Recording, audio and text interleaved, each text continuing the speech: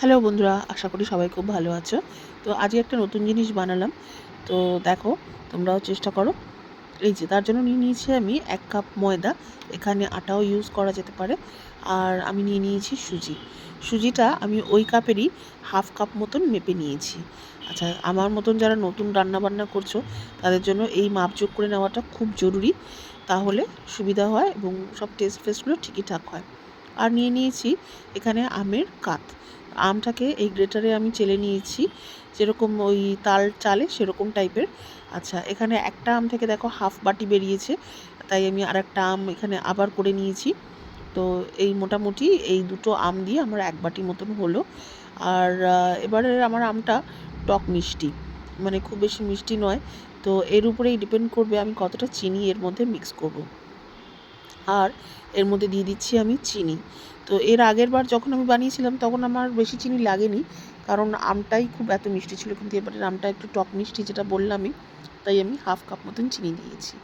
আর দিয়ে দিয়েছি মৌরি ক্রাশ করে, আর সামান্য 1 পিঞ্চ মতন নুন দিলাম। এটাতে কি হয়, মিষ্টির ব্যালেন্সটা খুব ভালো হয়। এবার এটাকে ভালো করে মাখবো।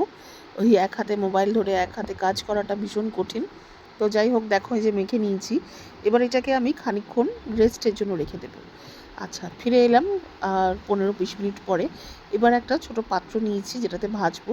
ছোট পাত্র নিয়ে এই জন্য তেল কম লাগে, এটা ডুবো তেলে ভাজা হবে, তাই রিফাইন তেল নিয়েছি।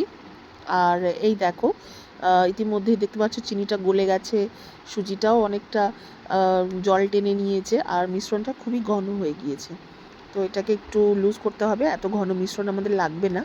এই জন্য এটাতে আমি দুধ মিশিয়ে দিচ্ছি। এটাতে চাইলে জলও মেশানো যেতেই পারে, কিন্তু দুধ দিলে টেস্টটা খুব ভালো হয়।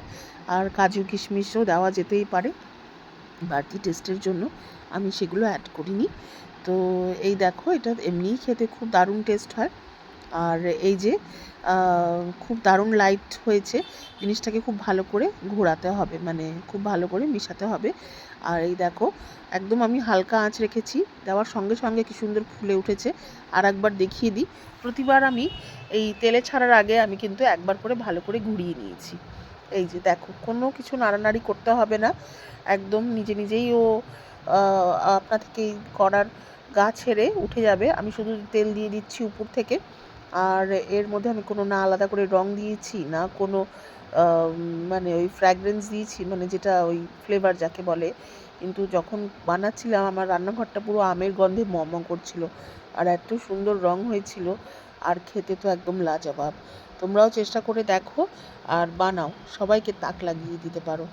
তো ওকে, বাই, ভালো থেকো।